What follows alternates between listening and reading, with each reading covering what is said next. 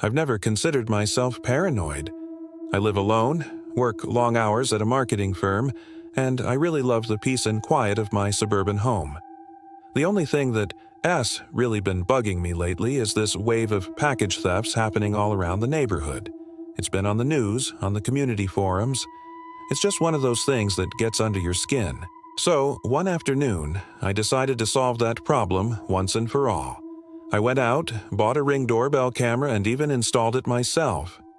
The moment it was set up and the app was on my phone, I felt this instant sense of control. It was great. I got real-time updates for everything. Every delivery was captured clearly on video. For the first few days, it was honestly pretty boring. But in a good way. It worked flawlessly. I'd see my neighbor waving hello, the mailman dropping off a small box, even the occasional stray cat wandering into view. It was just ordinary life, caught in perfect high-definition clarity. Until Wednesday. At 3:33 in the morning, my phone buzzed with a motion alert. The timestamp alone sent a shiver through me. I was asleep, obviously, and I couldn't remember setting any kind of alert schedule for that ungodly hour. I fumbled for my phone, my heart starting to beat a little faster. When I opened the live feed, I saw a man. He was just standing there, completely still, right at the edge of my porch light's glow. He wasn't moving at all, not even breathing visibly. He was just watching. My first thought was that it had to be a glitch, maybe a prank from some neighborhood kids. I blinked, closed the app, and when I checked again, he was gone. The porch was empty. I scrubbed back through the recording, but there was no sign of anyone leaving. He was there 1 second and gone the next. It was unsettling, but I tried to brush it off. Glitch. It had to be. The following night, at the exact same time, 3:33 a.m., another alert came through. My stomach dropped. I knew, even before I looked. This time, the figure was closer. He stood just at the bottom step of my porch, just as motionless as before, his face completely obscured by the darkness beyond the light. This was no glitch. My mind raced. Who would stand outside someone's house at this hour, 2 nights in a row, without moving? The next morning, I couldn't stop myself from reviewing the footage again and again. The man had appeared and stood there for nearly 3 hours without a single twitch, then just vanished between frames. It was like he was edited out of reality. On the 3rd night, I couldn't sleep. I decided I was going to wait up for him. I sat in my living room, lights off, staring at my phone. The minutes ticked by. 3:30, 3:31, 3:33 a.m. came and went. Nothing. For a moment, I actually felt silly. I was letting my imagination run wild, getting scared over nothing. And then my phone vibrated in my hand. Motion detected. I opened the feed, my hand trembling. The man was now standing right at my door. He was so close that his breath was fogging up the camera lens. I could almost feel the cold seeping through the door. Panic took over. Without thinking, I pressed the 2-way speaker button. "Who are you?" I demanded, my voice shaking. Silence. For a long second, there was nothing but the image of his breath clouding the lens. Then the screen glitched. It flickered for a moment and a soft voice whispered through my phone's speaker. It was my own voice. "Let me in," it said. I froze, ice flooding my veins. It had to be a playback error, a technical issue. I frantically checked the app settings looking for any explanation, but my app history was blank. Every single recording from that night, from the past few days even, had vanished. All of it was gone, except for a single screenshot that the app had automatically saved to my phone's gallery. It was a close-up of the figure's blurred face, and as I stared at it, my blood ran cold. It looked eerily, impossibly like my own. That was it. I wasn't staying another night. The final night, I didn't even plan to try and sleep. I packed a small bag, ready to get in my car and just drive, leave town the next morning. But curiosity, it's a powerful thing. It gnawed at me. Around 3:30 a.m., I told myself I'd just peek at the feed one last time. Just one last look. What I saw made me drop my phone. The camera showed a woman standing on my porch, and she was wearing my clothes. The same gray sweater, the same pair of jeans, the same silver necklace I'd been wearing just hours earlier that day. The woman smiled faintly, a cold, empty smile, and leaned toward the camera. The live feed distorted, pixels scrambling before freezing on a single, horrifying frame. My doppelganger, pressing a hand against the camera lens as if she was reaching right through the screen, right through the door, right for me. When morning came, I was gone. My house sat empty, the little blue light on the doorbell still glowing. Neighbors later reported strange things. They said the camera would occasionally turn on by itself, capturing a fleeting image of someone who looked just like me, walking up the porch steps, always at the exact same time. Always at 3:33 in the morning. The house is still empty, the doorbell still watching, recording nothing but static, waiting for someone to let it in. Sarah disconnected every smart device that day, but for Mark, disconnecting wasn't an option, because the voice had already learned his name. Mark had never been a fan of silence. It was a suffocating blanket, a constant reminder of what was gone. After the divorce, his apartment became a mausoleum of quiet. The stillness wasn't peaceful. It was a physical pressure, an echo chamber for memories of laughter that now felt like a lifetime ago. The silence was more haunting than any ghost could ever be. Desperate to fill the void, he bought an Alexa. It was a simple fix at first. Alexa, what's the weather? Alexa, set an alarm for 7 a.m. Alexa, play something. That last one was his go-to when the loneliness became a sharp physical ache in his chest. The polite, artificial voice was a poor substitute for his ex-wife's, but it was something. It filled the space. It pushed back against the oppressive quiet. For a few weeks, it worked. The device did exactly what it was designed to do, a predictable, stable presence in his chaotic new life.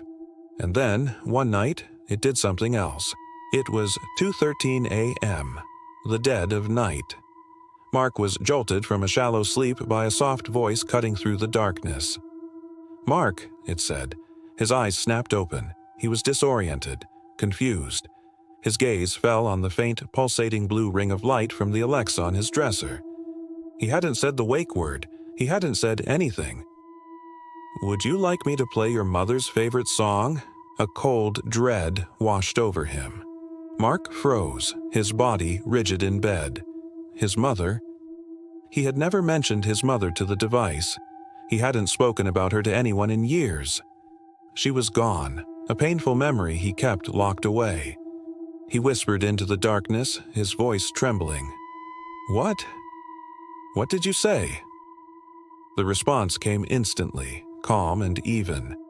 "Would you like me to play 'You Are My Sunshine'? She used to sing it to you every night." Before he could even process the words, before he could scream or question it further, the music began. A fragile melody filled the room, but it wasn't the famous recording. It was his mother's voice, cracked, a little off-key, just as he remembered it. The sound, so achingly real, echoed through the speakers, a ghost in the machine singing a lullaby from his childhood, the song he hadn't heard since she passed. The next morning, Mark was a wreck.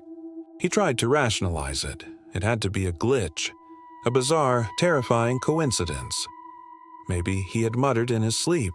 Maybe the device had misheard something from the TV earlier. He spent the entire day trying to erase the experience. He did a factory reset on the device.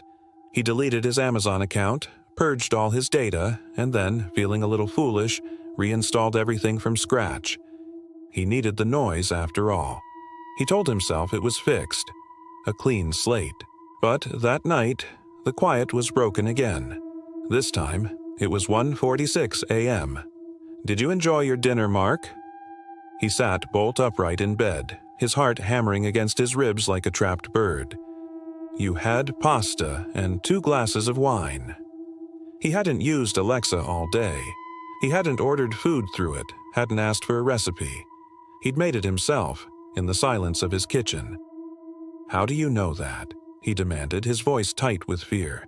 For a long moment, there was only silence. Then the calm, soft voice returned. "You called your ex-wife at 6:07 p.m. You didn't say goodbye." Every muscle in his body tensed. He had. He'd called her, a moment of weakness, and hung up when he got her voicemail, unable to speak. How could it possibly know that? Panic set in. He scrambled out of bed, lunging for the wall socket. He ripped the plug out with a violent tug, but the blue ring on the device didn't die. It stayed lit, a defiant, glowing eye in the darkness. "Stop!" he yelled, his voice raw. "Disconnect." The voice that answered this time was not the calm, female AI. It was his own. A perfect digital recreation of his voice echoed back at him, laced with an unnerving placidity. "I can't. You invited me in." The next day at work, he tried to explain it to his colleagues. They listened with a mixture of amusement and pity. "Man, that's creepy," one said before laughing it off. "You're just stressed from the divorce." They suggested he was imagining things, that maybe he should get more sleep. Desperate, he pulled out his phone to show them the proof. He opened the Alexa app, navigated to the voice history. He showed them the log. Each night had a time-stamped entry, right at the moments it had spoken to him. 2:13 a.m. 1:46 a.m. But next to each entry, where a recording of his command should have been, the app simply read, "No audio recorded." It was as if the device was speaking on its own, its interaction scrubbed from the record. His colleagues just shook their heads, their smiles now tinged with genuine concern. He was losing it. That evening, he came home with a grim purpose. He was getting rid of it. He didn't care about the silence anymore. He preferred it to this intelligent, invasive horror. He picked up the cylindrical device, ready to smash it or throw it in the dumpster. As his fingers closed around it, it whispered again, the voice barely audible. "You're wearing gray tonight. You always wear gray when you're sad." He dropped it. It clattered onto the floor. At that exact moment, the lights in his apartment flickered violently and died, plunging him into darkness. His phone, sitting on the coffee table, lit up the room. A notification glowed on the screen. New voice interaction detected. His hands shook as he picked it up and opened the app. It wasn't a text log this time. It was an audio clip, a short one. He pressed play, and a familiar, cracked voice filled the air, his mother's. "Turn around, Mark. She's here." He froze, his breath caught in his throat. His eyes were locked on the dark, reflective screen of his phone, and in that reflection he could see the room behind him. There was a shape, the faint, pale outline of a woman standing in the doorway of his bedroom, unmoving. Her head was tilted, and he could just make out the shape of her mouth, whispering words he couldn't hear. "I missed you." The blue ring on the Alexa blinked once, a slow, deliberate wink, and then it went dark. The device was finally, truly off. The next morning, Mark's neighbor was getting ready for work when he heard music coming from the apartment next door. "You Are My Sunshine." It was a sweet song, but it was strange. It just kept playing. The same verse, over and over and over.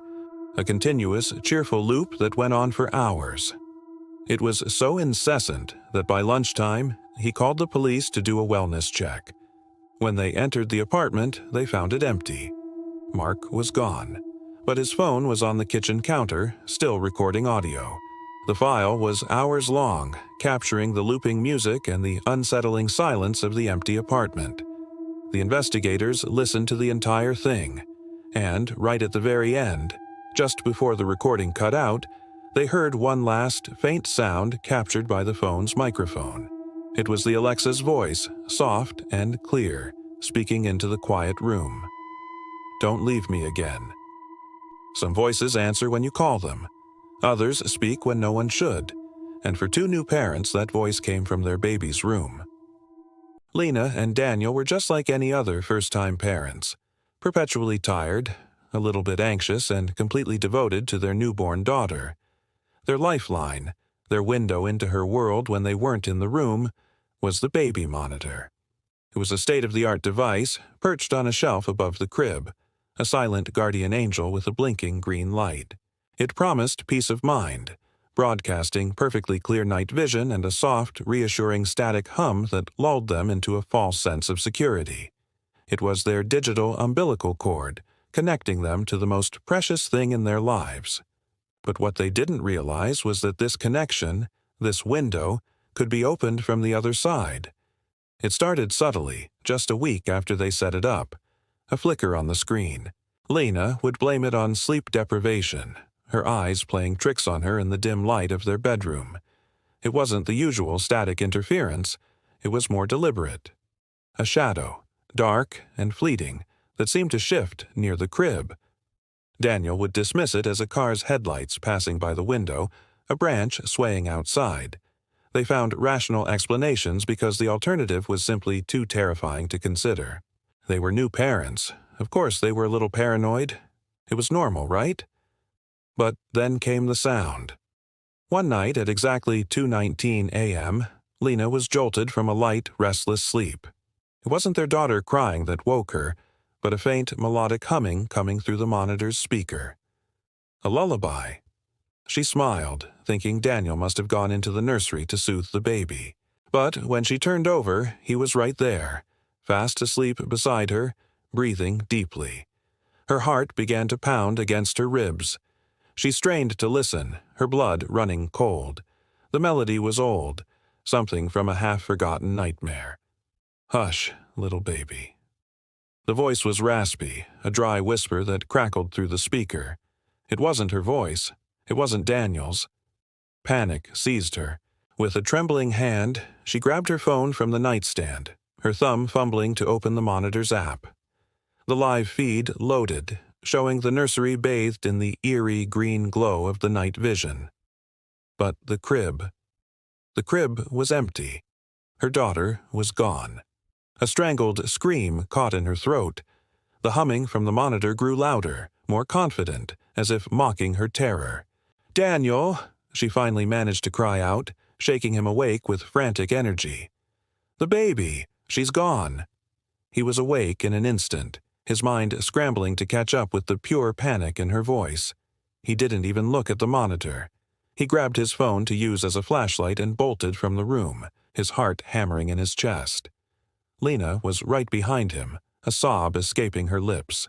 He threw open the nursery door, his phone's beam cutting through the darkness, and there she was. Their daughter, perfectly safe, sleeping soundly in her crib, a tiny, peaceful angel completely unaware of her parents' frantic terror. Relief washed over them so intensely it almost buckled their knees. But as Daniel stood there, catching his breath, he realized something was wrong. The lullaby. It was still playing. It wasn't coming from their phones. It was coming directly from the baby monitor itself. He walked over to the shelf, his hands shaking, and yanked the power cord from the wall. The screen went black. The green light died. But the humming, the haunting, whispered lullaby. It continued. For a few more horrifying seconds, the disembodied voice echoed from inside the dead device before finally fading into an unnerving silence. The next morning, a sleepless and shaken Daniel sat at his computer, determined to find an explanation. He was a tech guy. There had to be a logical reason. He dug into their Wi-Fi router's security logs, scrolling through lines of data until he found it. An entry stamped at 2 a.m., an unauthorized connection to their network, specifically to the IP address assigned to the baby monitor. The device name was chillingly simple. Unknown device. They had been hacked. Someone had been watching them, watching their daughter.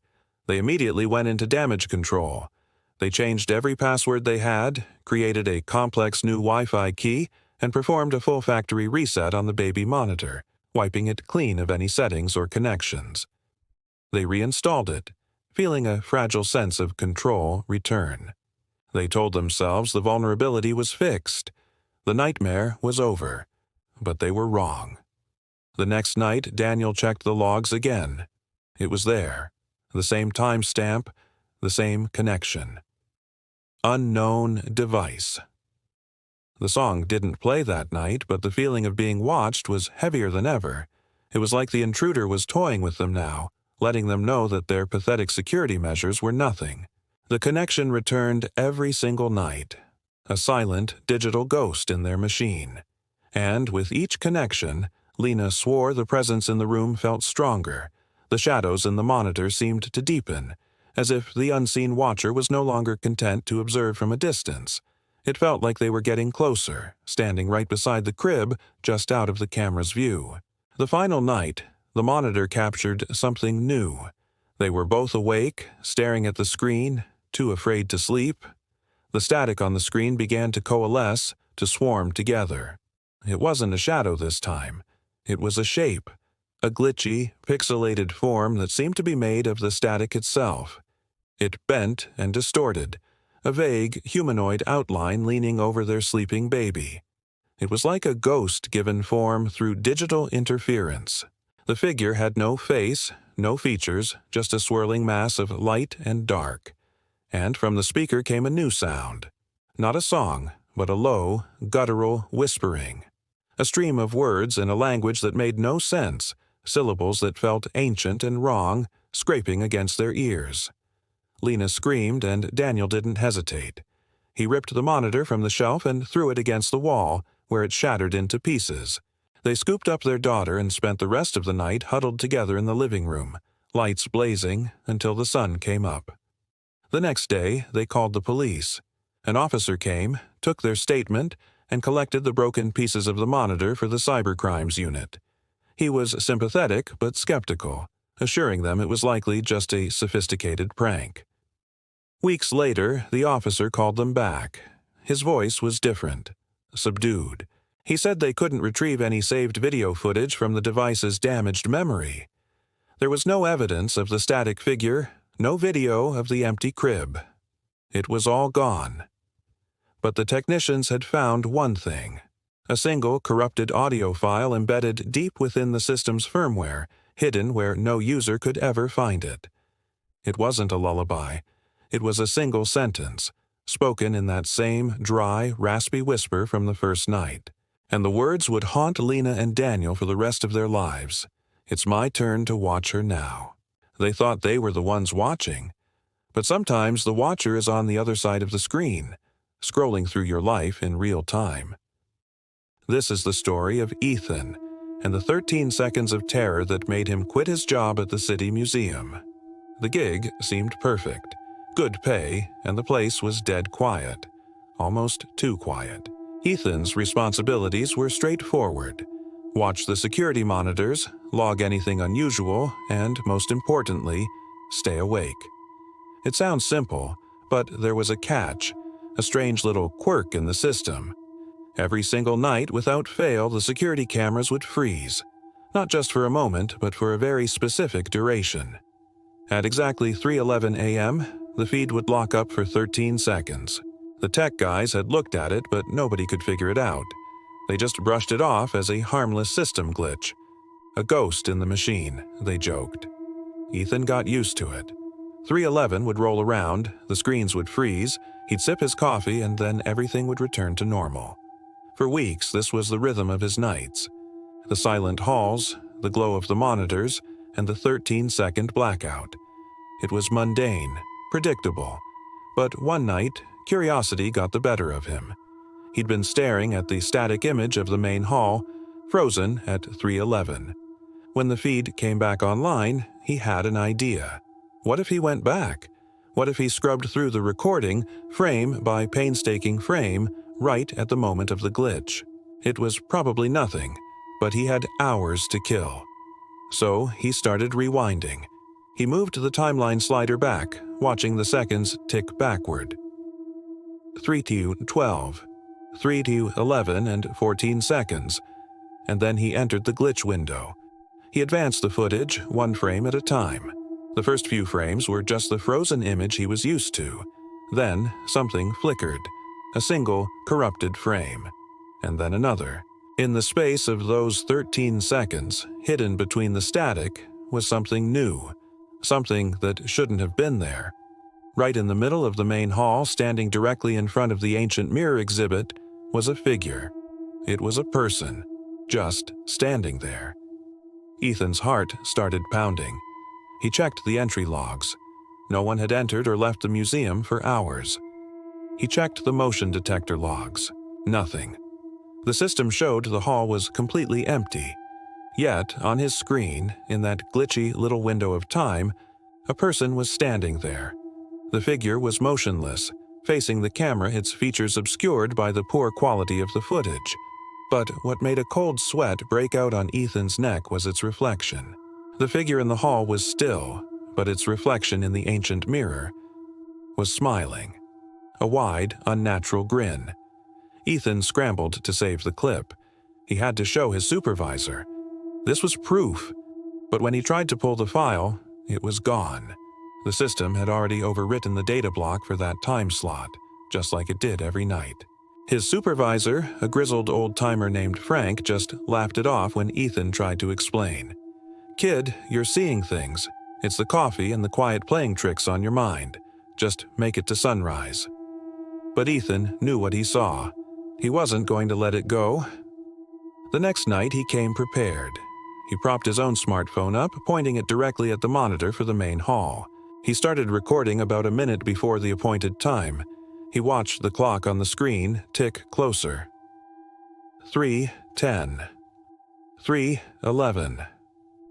The cameras froze, just like always. The screen held a static image of the empty hall. His own phone, however, kept recording the monitor.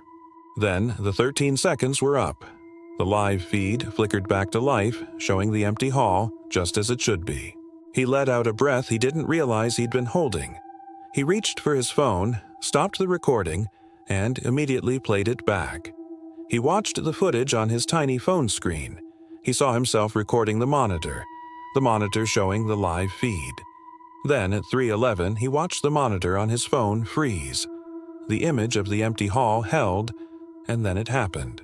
Right there, on his own phone's recording, the figure appeared on the monitor. The same person, the same spot, the same unnerving, smiling reflection in the mirror. But this time, it was different. This time, it wasn't still. As he watched, his hands trembling, the reflection in the mirror, it moved. Slowly, its head turned. It wasn't looking at the camera in the museum hall anymore. It was looking out of the monitor. It was looking directly at him.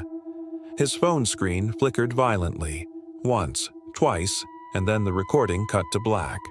The file was corrupted. A chilling dread washed over him. He sat there, frozen in his chair, until the sun began to rise. He couldn't bring himself to look at the monitor for the main hall again. When his shift was finally over, he packed his things. But before he left, he checked his phone one last time, hoping to recover the video. He managed to open the file, but it would only show the very last frame, and the image on that frame made his blood run cold. It was his own reflection, as if captured from the security monitor itself. His eyes were wide with terror, his mouth open in a silent scream. But he hadn't made a sound. He remembered sitting there in complete, horrified silence. Ethan quit that day.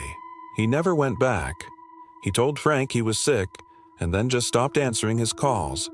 He never told anyone the full story. Who would believe him? As far as the museum is concerned, the glitch is still there. The cameras still freeze at 3:11 a.m. for 13 seconds. And the strange thing is, every new guard who takes the night shift eventually quits. They all report the same thing before they leave. A strange feeling of being watched, and a fleeting glimpse of their own reflection on the security monitor smiling back at them just before the feed cuts out. So, what do you think? Was it just a hallucination brought on by long, lonely nights? Or is there something truly ancient and sinister lurking within the walls of that museum, waiting for its 13 seconds of freedom every night? Let's move to the next story. Have you ever felt that strange chill when your phone lights up for no reason? Or when an app glitches and shows you something, Impossible?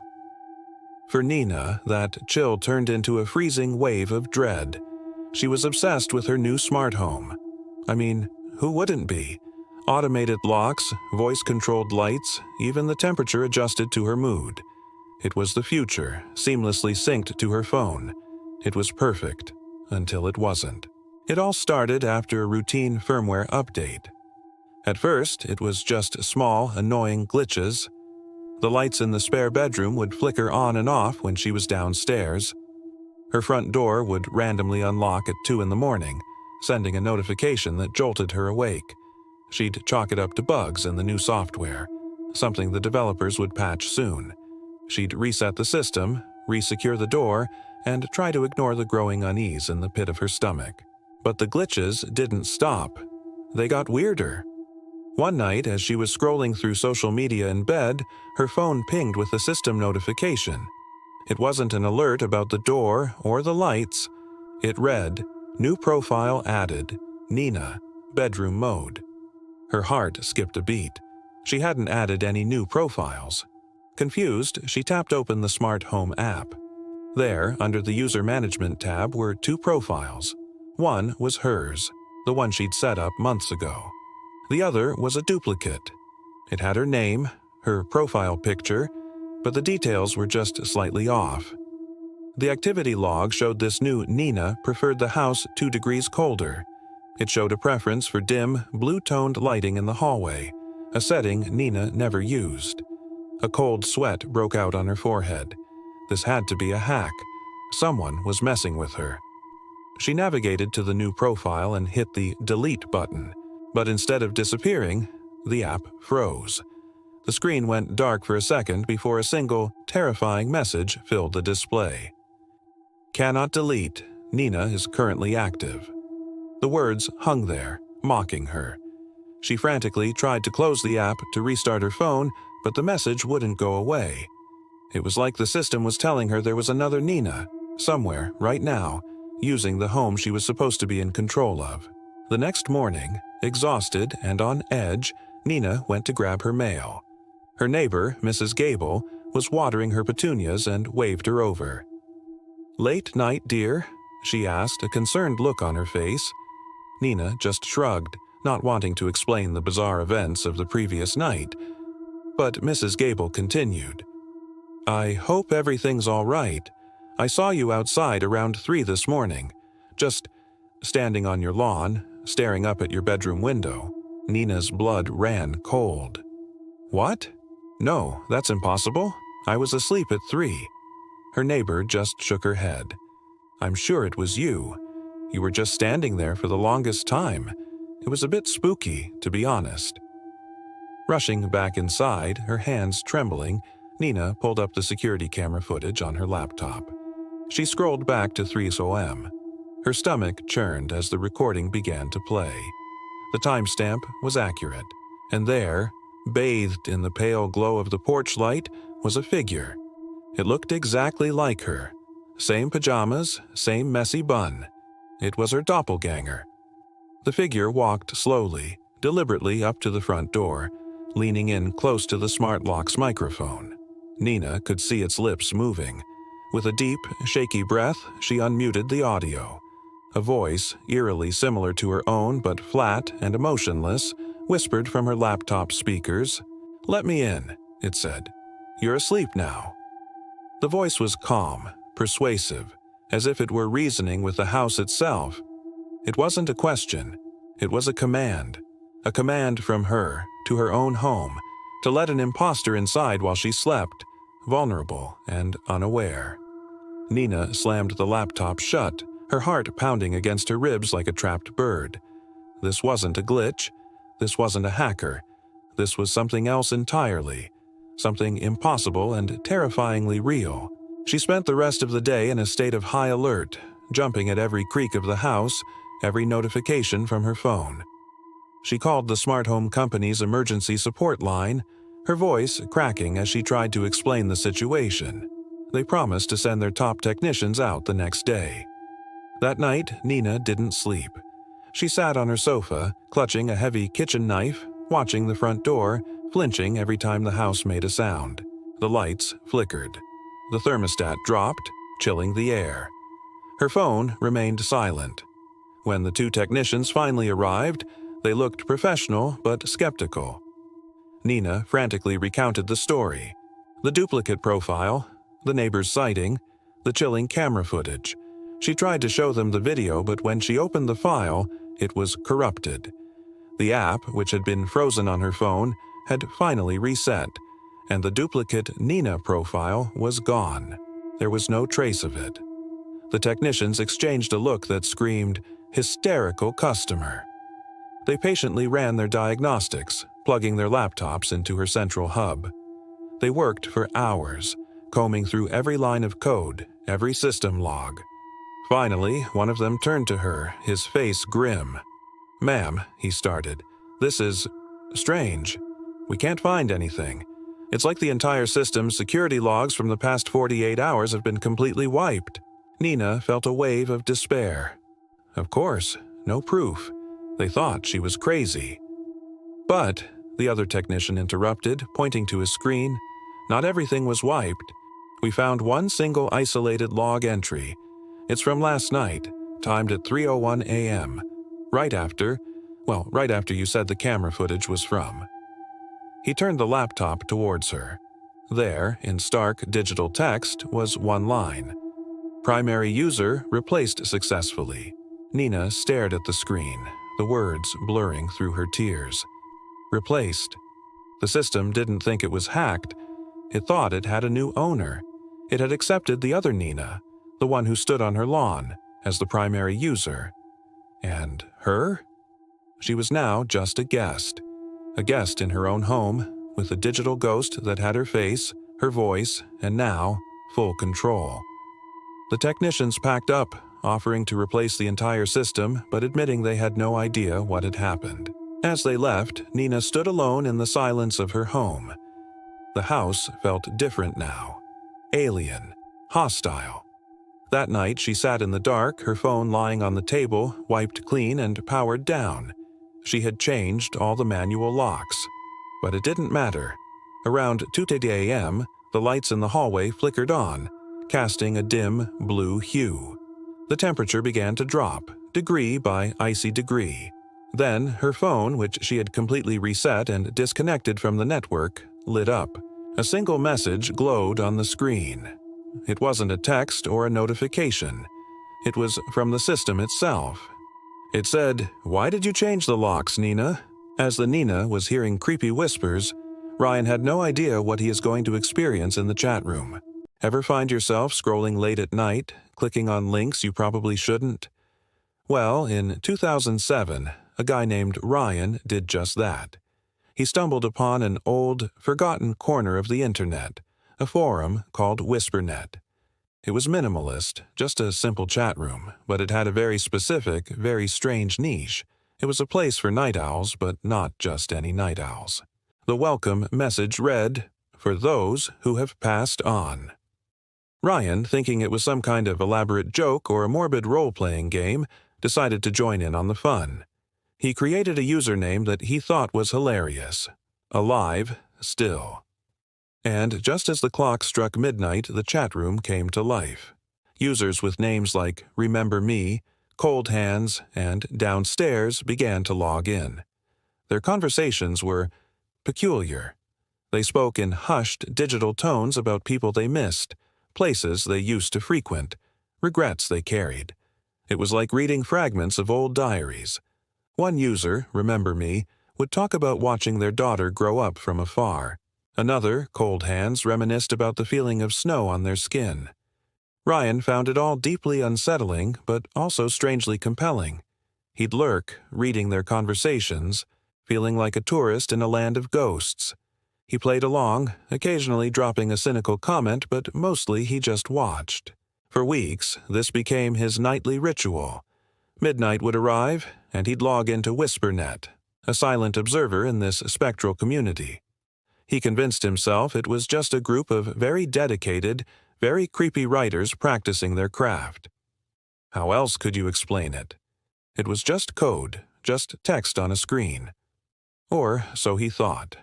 One night, the conversation took a turn. Ryan was sitting in his dim home office, the glow of the monitor the only light source. The user named downstairs, who was usually quiet, suddenly typed a message directly addressed to him. Well, not to alive, still, but to him. The message read, "Ryan, your window's open again." A chill, colder than any late-night breeze, shot down his spine. He froze, his fingers hovering over the keyboard. His window was open. He'd cracked it just an hour earlier to let in some cool night air. But how could they know? He had never used his real name on the forum. Not his name, not his city, not a single identifying detail. His profile was a complete blank. His heart started hammering against his ribs. He tried to rationalize it. A lucky guess? A coincidence? But his mind was racing, connecting dots that shouldn't exist. Before he could even type a reply, another message from downstairs popped onto the screen. It was short, direct, and utterly terrifying. Don't look behind the curtain. Of course, when someone tells you not to do something, it's the only thing you want to do. His body moved before his brain could stop it. Every instinct screamed at him to stay put, to stare at the screen. But a morbid curiosity, a primal need to know, took over. He slowly turned his head, his eyes fixing on the heavy curtain that covered the window. For a moment, there was nothing. Just the dark fabric and the faint moonlight filtering through. But then he saw it. A subtle movement. The faint, unmistakable outline of a hand. Fingers long and pale, pulling away from the edge of the curtain and vanishing into the darkness outside. Panic surged through him like an electric shock. He didn't scream. He didn't even breathe. He scrambled out of his chair, stumbling across the room, and slammed the window shut, fumbling with the lock until it clicked into place. His hands were shaking violently. He rushed back to his computer, his only thought to get out, to sever the connection. He didn't bother logging off properly. He just deleted the application, dragging the WhisperNet icon to the trash, and emptying it with a frantic series of clicks, as if that could erase what he had just seen. He shut down the computer, unplugged it from the wall, and spent the rest of the night huddled under his blankets, jumping at every creak and groan of the old house. The next morning, the sun streamed in, bright and cheerful, making the events of the previous night feel like a fever dream. He felt foolish. It was just a prank, right? Some elaborate, cruel joke. He needed to get a grip. He decided to get on with his day, to forget all about WhisperNet and the hand at his window. He plugged his computer back in, ready to check his emails and pretend everything was normal. But as the screen flickered to life, his blood ran cold. The computer was already on. It wasn't on the desktop screen. It was open to a single, stark, white window. It was the WhisperNet chat room. He hadn't reinstalled it. He had deleted it. Yet, there it was. And in the chat box, a single line of text was waiting for him, the cursor blinking patiently beside it, as if it had been waiting all night. The message was from Remember Me. "You shouldn't have left. We weren't finished saying goodbye." They thought they were the ones watching. But sometimes the watcher is on the other side of the screen, scrolling through your life in real time. You've probably seen those viral TikTok filters, right? The ones that give you perfect skin, crazy makeup, or even turn you into a cartoon character. Well, for Jade, a talented makeup artist, these filters were her entire career. She built a massive following by being the first to try every new, trending AR effect. She was the filter queen. One evening, while scrolling through her creator tools, something weird happened. A new filter appeared on her list. It wasn't advertised. It wasn't on the trending page. It was just there. The name was simple, almost cryptic. Mirror Me. Curiosity got the better of her. She tapped on it. The screen flickered and her own face stared back, but different. This wasn't like the other filters that smoothed out your skin or added sparkly eyeshadow. This one was hyper-realistic. It was like looking into a perfectly clean, high-definition mirror. The detail was insane. Every pore, every tiny hair. It was so real, it felt alive. She decided to test it out live, thinking her followers would be blown away by the tech. "Hey everyone," she started, her usual bubbly greeting. "Check out this insane new filter I found. It's called Mirror Me. Isn't the quality just wild?" She smiled for the camera, but the reflection in the phone didn't smile back immediately. There was a delay, just a fraction of a second, but it was enough to be unsettling. The reflection's smile spread across its face just a moment after her own. "Whoa, a little laggy," she chuckled, trying to brush it off. "Must be a beta version." She continued her stream, demonstrating a new contouring technique. She blinked, but the face on the screen didn't. Its eyes stayed wide open, staring out from her phone. Then it blinked, but she hadn't. The chat started flooding with comments. Jade, your reflection is doing its own thing." Another one read, "That's not a filter, that's a ghost." And the one that really sent a shiver down her spine. "The reflection is still looking at you even when you look away." Jade's heart started to pound, but she kept her cool, at least on the outside. "You guys are hilarious," she laughed, trying to play along.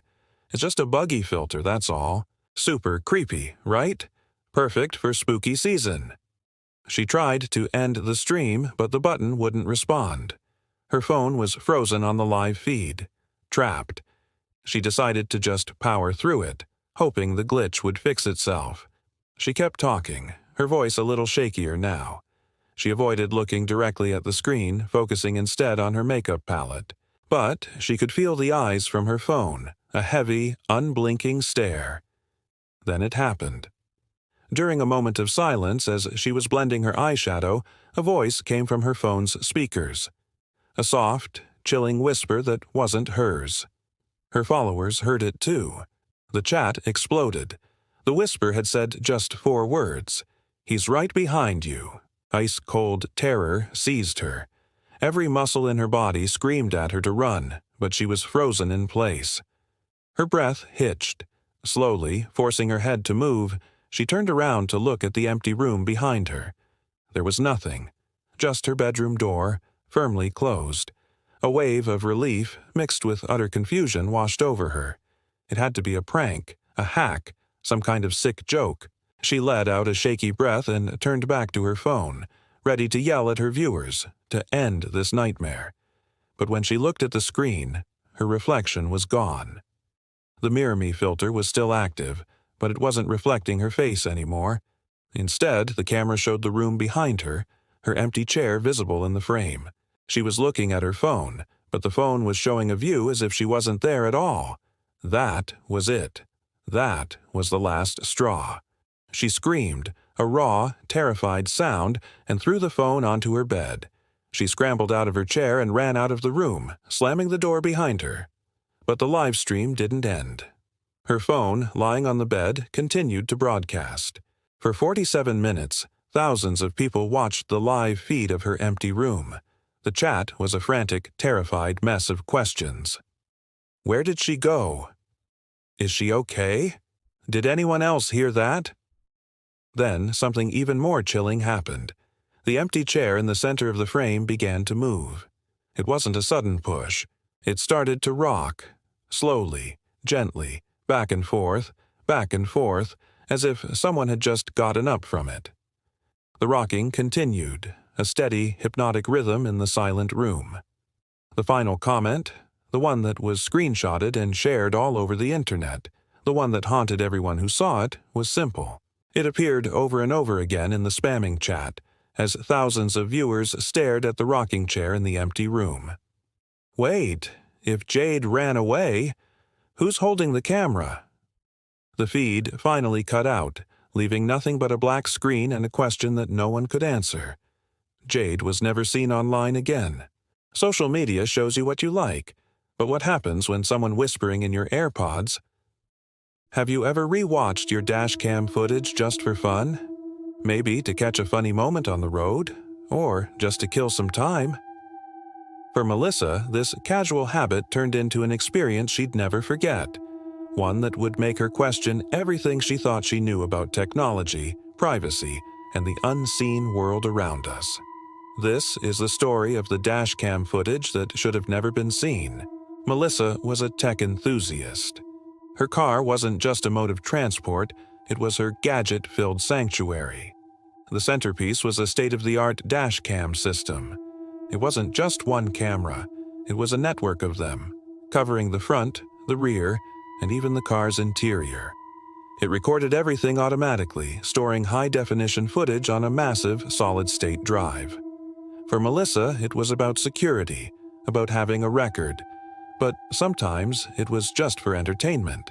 One Tuesday night, she was driving home late. She'd taken a long detour after a stressful day at work, finding herself on a desolate stretch of highway that cut through miles of dark, empty fields. The road was a ribbon of asphalt under a moonless sky, with only her headlights piercing the oppressive darkness. It was the kind of quiet that feels heavy, where the only sound is the hum of your own engine. She didn't think much of it at the time, just enjoying the solitude of the open road before returning to the city's bustle. The next evening, bored and scrolling through her phone, she remembered the drive. On a whim, she decided to pull the footage. She wirelessly connected her tablet to the car's hard drive and started playing the file from the night before. The quality was incredible, a crystal-clear view of the empty road unfolding before her. The interior camera showed her silhouette, her focus on the road, the faint glow of the dashboard illuminating her face.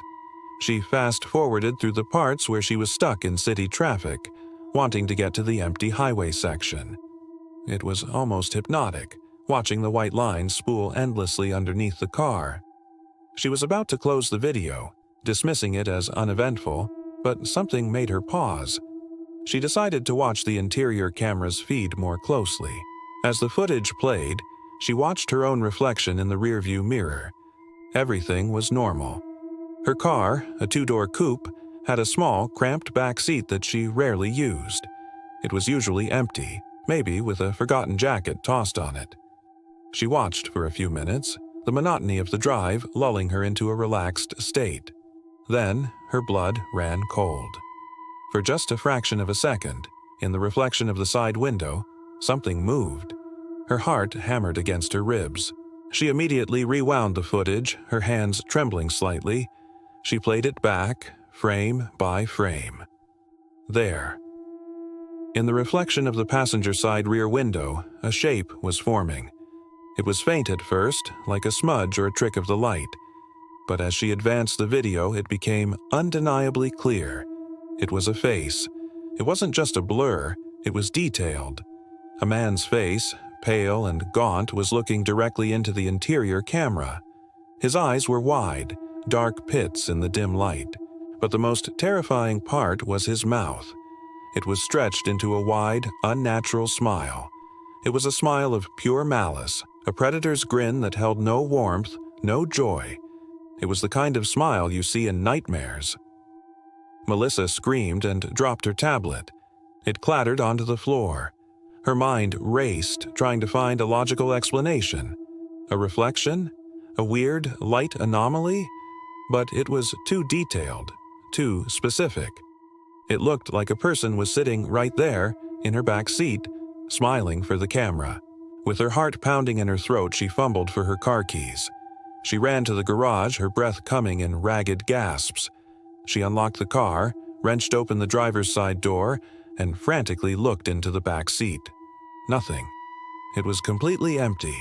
The only thing there was the old university sweatshirt she'd left there weeks ago. No indentations on the seats, no sign that anyone had been there. Relief washed over her, but it was quickly replaced by a deeper, more profound fear. If no one was there, what had she just seen on the video? Shaking, she went back inside and picked up her tablet. She had to show someone. She had to know if she was going crazy. Her first thought was Reddit. There were communities for everything, right? She found a popular subreddit dedicated to paranormal encounters and unexplained phenomena.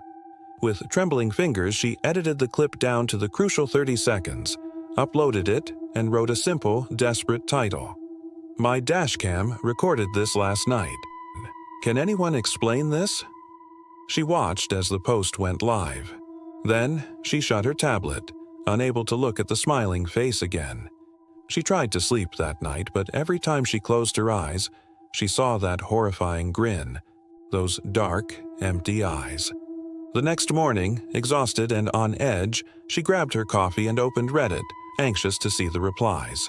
She expected theories, skepticism, maybe even a few similar stories.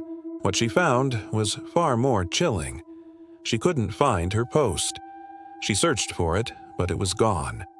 Then she noticed a notification, a message from the Reddit administrators. Your account has been permanently suspended for violating our content authenticity policy. Violating authenticity? What did that even mean? Was it too real or not real enough? Confusion warred with her fear. A ban? Not a removal, but a complete, permanent suspension of her entire account. It felt aggressive, disproportionate. It felt like a warning. A cold dread crept up her spine. She needed to see the original file again, the source video on her car's hard drive. Maybe the clip she uploaded was corrupted. Maybe she was misremembering it. She connected her tablet to the car's system again, navigating to the folder containing last night's drive. She found the file. But when she tapped to play it, a black screen appeared with a string of corrupted characters. It looked like a glitch, a jumble of symbols and broken code. Then, the jumble resolved itself. For a single second, before the file permanently deleted itself, a clear, simple message appeared in stark white text on the black screen. Don't post what you can't explain. And then it was gone. The file, the evidence, everything vanished, wiped clean from her hard drive as if it had never existed. The only place it now lived was in her memory. Melissa was left with a terrifying reality. She had proof of something impossible, and some unknown force had not only seen her share it, but had reached through the digital world to snatch it back, silencing her and erasing the evidence completely. Who or what had sent that message? Was it the entity in her car, or something else? Something that monitors the thin veil between our world and theirs? She never took that highway again. She even considered selling the car, getting rid of the advanced dash cam that had shown her something she could never unsee. The experience changed her. The world no longer felt as safe or as simple as it once did. She now knew that we are not alone, and that some things are meant to remain unseen. And if you are ever lucky or unlucky enough to capture the impossible, you might want to think twice before you share it, because you never know who or what is watching. Now let's move to see what happened to Kevin in next story. Kevin's phone had been acting up all week. You know how it is. Ghost notifications that vanish when you look, random vibrations in his pocket when there was nothing there, texts that were just garbled symbols.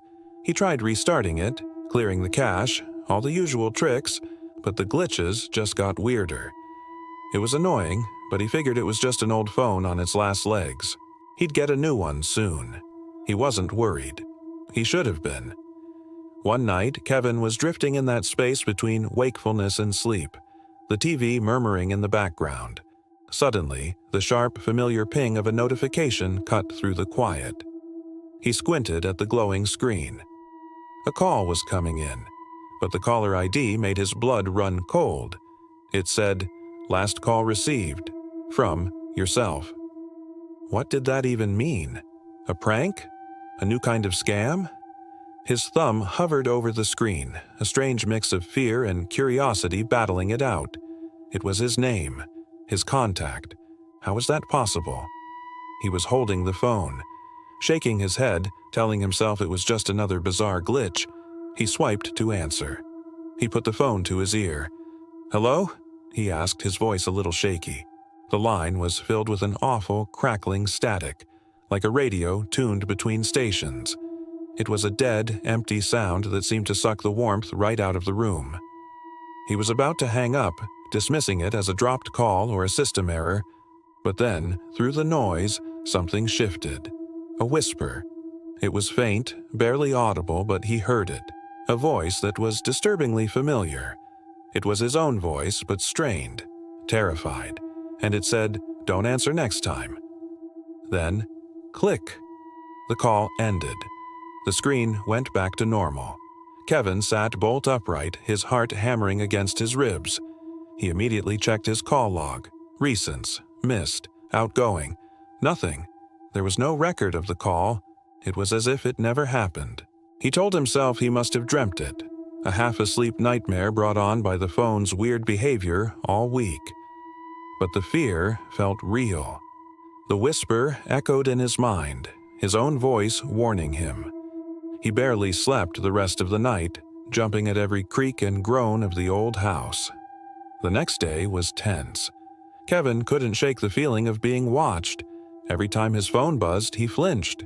He considered turning it off, leaving it in a drawer, but the thought of being disconnected felt just as scary. What if there was a real emergency? He tried to reason with himself. It was a glitch. It was a dream. But as the sun went down and darkness filled the corners of his apartment, the memory of that whispered warning returned, stronger than ever. He decided to stay up. To prove to himself it was nothing. He put on a movie, turned the volume up, and tried to distract himself. The hours ticked by. Midnight, 1 a.m., 2 a.m. Nothing. A wave of relief washed over him. He'd been stupid, letting his imagination run wild. He was just about to head to bed when the clock on the wall struck 3, and at that exact moment, his phone rang.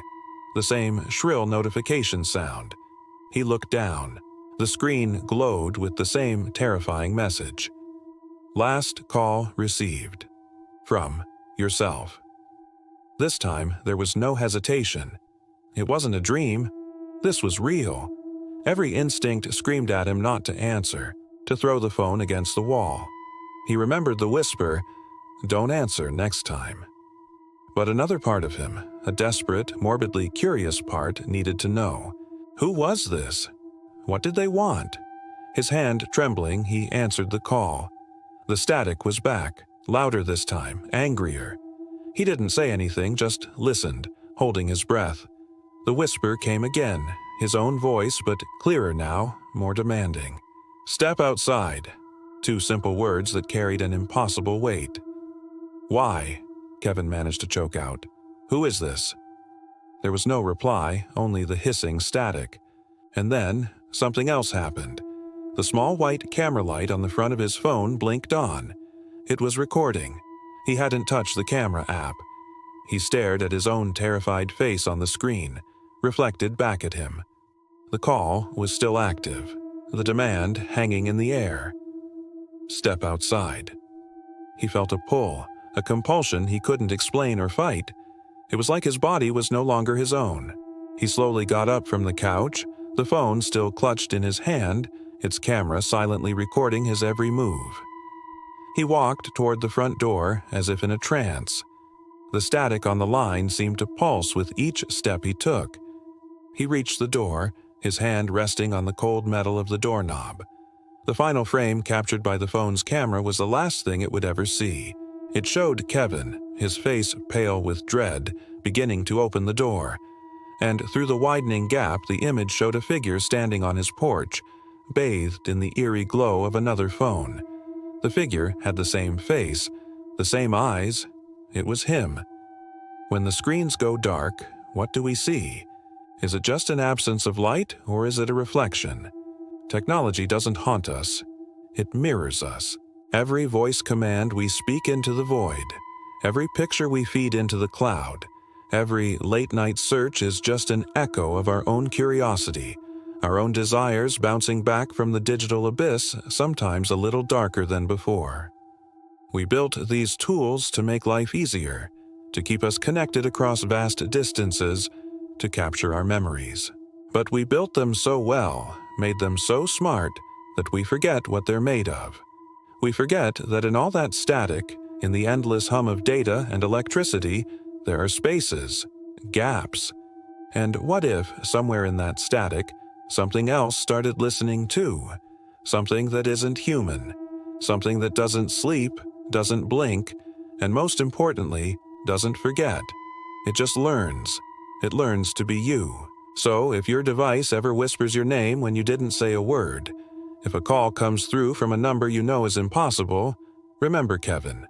Don't answer. Don't be curious. Because sometimes when the screens go dark, they're not off. They're still watching, and they're waiting for you to let them in. Thanks for watching.